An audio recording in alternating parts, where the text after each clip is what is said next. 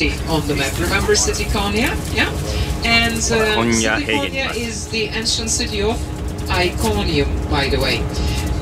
In this area, there used to be a very important Neolithic settlement around 9000 BC.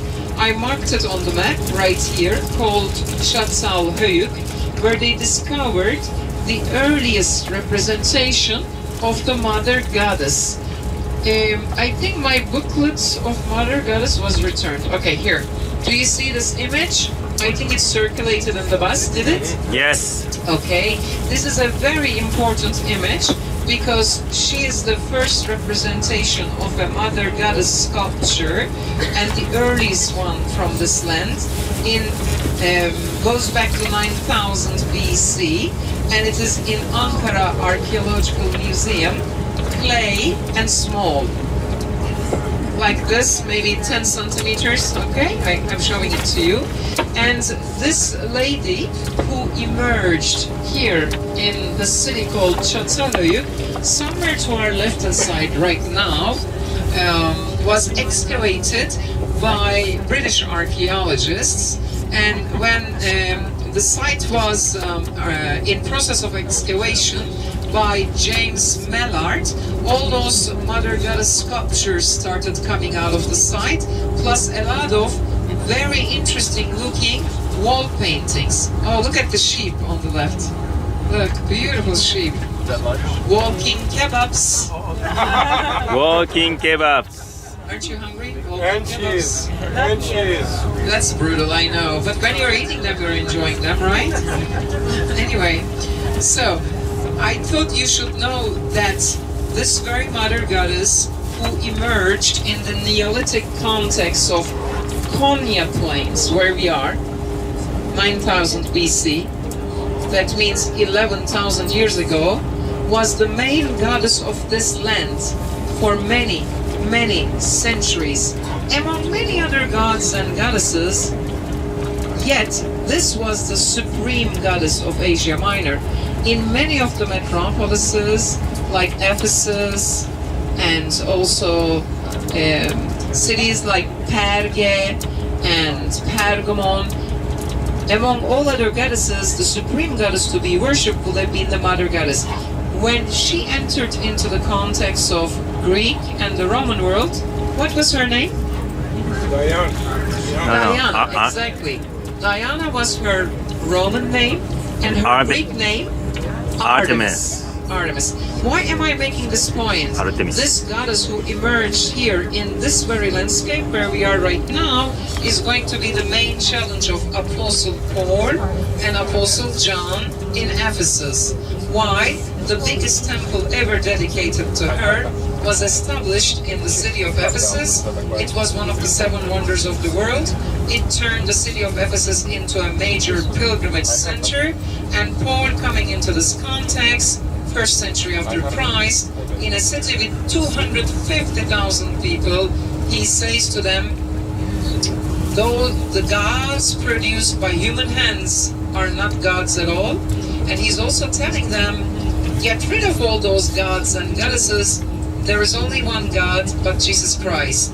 What would you do if you were a pagan worshipper of Artemis in Ephesus, and you know that this goddess worshipped in your main temple is a good 9,000 years of age?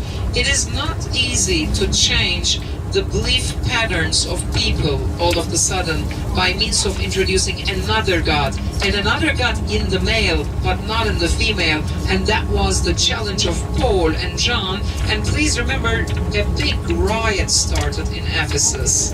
People gathered in the big theater of Ephesus, which you are going to see as I take you there, and they shouted 2.5 hours against Paul. Great is Artemis of Ephesus. Great is Artemis of Ephesus. We don't want another god here.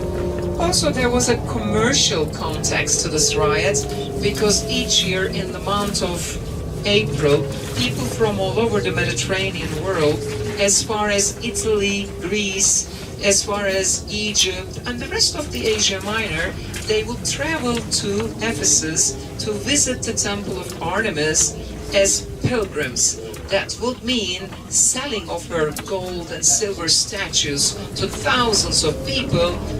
Just like, you know, today when you visit, right, Jerusalem, you buy a lot of those items of religious importance, and this is good business for Israel and also for Turkey.